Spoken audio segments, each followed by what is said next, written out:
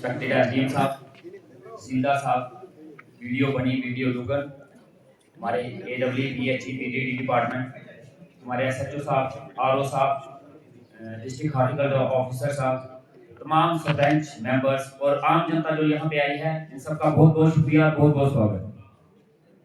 ये दरबार लगाने का एक मकसद यही है कि आप लोगों का डिपार्टमेंट के साथ एक रूबरू एक राब्ता बना रहे हैं।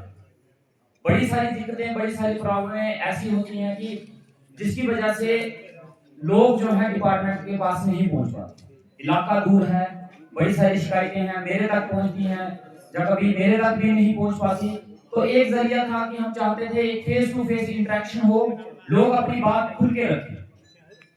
और आप इस चीज का कभी मत ये दिल पे समझिएगा कि आप जो चीज बोल रहे हैं वो डिपार्टमेंट जो है सीरियसली नहीं लेगी।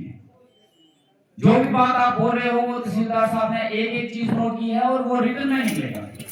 इस सारा का सारा आज जो भी है ये रिटर्न में निकलेगा। हर एक डिपार्टमेंट को वो डायरेक्शन दी जाएगी जहां जहां से कंप्लेंट आई है और उससे रिलेटेड फिर उनसे जवाब भी दिया जाएगा कि इन्होंने क्या किया है। हम चाहते हैं कि बनी की डेवलपमेंट है, आप लोगों के इशू सॉल्व हो। ये इश्यूज जो आप बता रहे हो कुछ अब आज उठे हैं, कुछ 6 महीने के उठे हैं, कुछ 1 साल में उठे हैं और कुछ 10 साल पहले के भी। कुछ इश्यूज ऐसे हैं जो डिपार्टमेंट के हाथ से बाहर है। डिपार्टमेंट शायद बोल दे कि मैं 2 साल पहले तक देख सकता हूँ, 2 साल पहले, ये 10 साल पहला पुराना इशू है, ये मेरे हाथ में नहीं है। डिपार्टमेंट और एडमिनिस्ट्रेशन भी कहीं ना कहीं रूल एंड रेगुलेशन में बदली हुई है, लेकिन आपके जितने तक हो सकेंगे मुद्दे हल करने की कोशिश की जाएगी और इसी चीज की सैलरी ये भी देते हैं और मैं भी देता हूँ। कोई भी डिपार्टमेंट आपकी बातों को इस चीज से नहीं लेगा कि कोई पर्सनली नहीं लेगा और मुझे लगता है लेना भी नहीं चाहिए, क्योंकि काम है लोगों की शिकायतें और सुननी जरूर है और सभी सुन रहे हैं। आज के टाइम में मैं यकीन से कह सकता हूँ कि भंडार से लेके लास्ट गोल्डू फ्लाल तक मेरी कॉन्स्टिट्यूंसी है, लेकिन बड़ी और डुगन ब्लॉक की अगर मैं बात करूंगा, भंडार से लेके ढक्कर तक आज कोई पंचायत और कोई पंचायत के अंदर कोई ऐसा वार्ड नहीं है जहां पे काम नहीं चल रहा हो। मेरे सीडीएफ फंड्स में 4 करोड़ 75 लाख रुपए आया है और मेरा ही सीडीएफ का एक पूरे जम्मू कश्मीर में पैसा होगा जो पूरा का पूरा यूटिलाइज हो चुका है। 4 करोड़ 75 लाख रुपए में सारा का सारा इशू कर चुका हूं आप लोगों के लिए।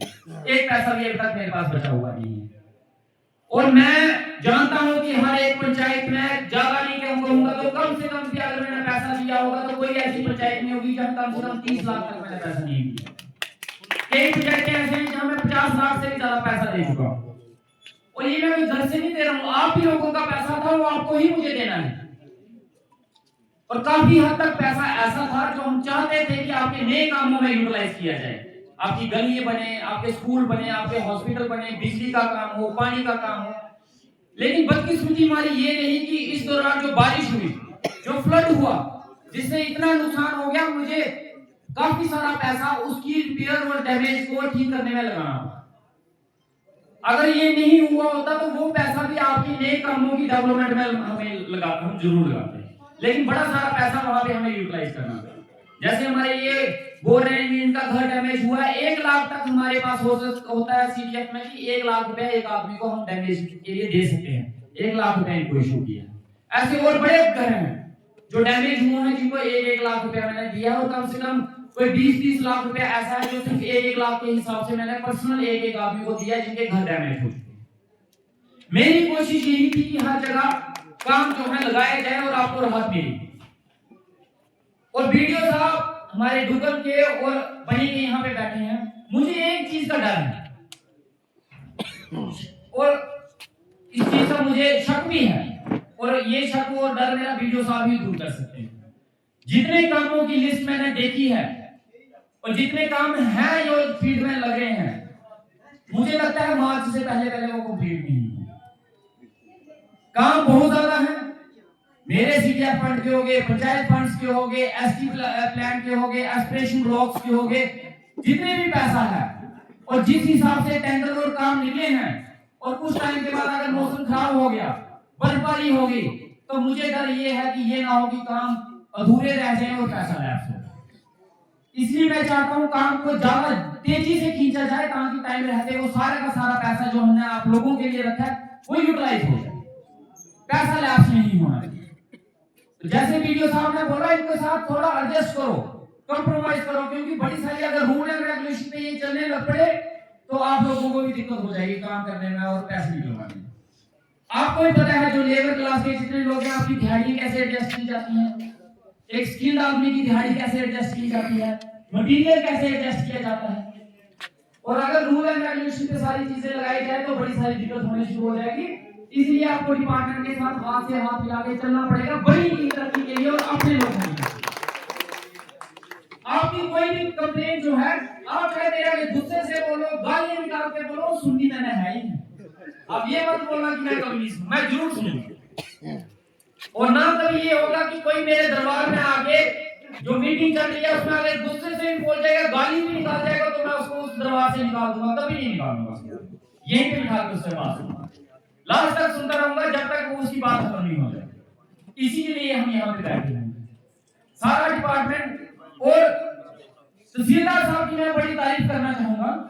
आप यकीन नहीं मानेंगे, तहसीलदार साहब हमारे यहाँ बड़ी ब्लॉक के नहीं, दुगनी ब्लॉक के भी, लोहे ब्लॉक के जो हैं, जितने केस हमारे यहाँ से तहसीलदार साहब ने फॉरवर्ड किए हैं, इतने केस कहीं से फॉरवर्ड नहीं हुए और 100% अप्रूव करवाए हैं इन्होंने। जो बरसात में जो घर डैमेज हुए हैं, तहसीलदार साहब खुद फाइलें लेके डीसी ऑफिस में जाते रहे, पर्सनली एक एक केस को फोन करके पूछते रहे कि इसका पैसा ये अप्रूव हुआ या नहीं। जितनी पेन तहसीलदार साहब ने इस बरसात के मौसम में डैमेज हुए लोगों की मदद के लिए की है, मुझे नहीं लगता जनाब किसी और ने। हमें इन्हीं लोगों से काम लेना है। हाँ, इनसे गलतियां भी होती हैं, काम भी छूटते हैं, उसके लिए गुस्सा भी करना है, उसके लिए आप इनको खींच सकते हो, लेकिन जहां अच्छा होता है वहां इनकी तारीफ भी करें। और हमारा ही फर्ज है कि अगर माल निकालना है तो तारीफ करनी पड़ेगी, ऐसे तो ये भी नहीं निकालेंगे। थोड़े बीच में ऊपर से ना चौपड़ लगा देंगे। बड़ा अच्छा काम कर रहे हैं, मैं कह रहा हूँ हम खुशनसीब लोग हैं कि हमें ऐसे ऐसे एसडीएम साहब मिले, ऐसे ऐसे तहसीलदार साहब मिले, बीडीओ साहब मिले, जो बिना अपने पर्सनल बेनिफिट के आप लोगों का काम कर रहे हैं। मुझे नहीं लगता एसडीएम साहब किसी से रिश्वत लेते हैं, मुझे नहीं लगता तहसीलदार साहब किसी से रिश्वत लेते हैं। और अगर ये काम कर रहे हैं तो आप लोगों के लिए कर रहे हैं, आप लोगों को भी कोऑपरेट करना पड़ेगा। 24 घंटे हम सिर्फ इनकी शिकायत ही करते रहेंगे और हमें पता है कुछ अच्छा भी कर रहे हैं और अच्छे के लिए कभी नहीं बोलेंगे तो ये भी लोग मायूस हो जाते हैं, यार अच्छा भी तो किया था इसलिए उसकी पीएचई डिपार्टमेंट की हमारी बहुत ज्यादा शिकायतें हैं कि काम नहीं चल रहा, ये नहीं हो रहा। लेकिन ये दिक्कत सिर्फ मेरी बनी तहसील की है, पूरे ओवरऑल जम्मू कश्मीर की है। पैसा बंद हो गया है, सेंटर से पैसा रिलीज नहीं हो रहा, ठेकेदारों ने हाथ खड़े कर दिए हैं। ठेकेदार बोलते जब तक हमारी पेमेंट नहीं निकलेगी हम काम नहीं करेंगे। काम तो ठेकेदारों ने करना है, काम वो कर नहीं रहे। पीएचई डिपार्टमेंट फंस गया है, ये काम करवाए तो करवाए किसी, काम ले तो ले किसी, इनकी भी कुछ ना कुछ मजबूरियां हैं।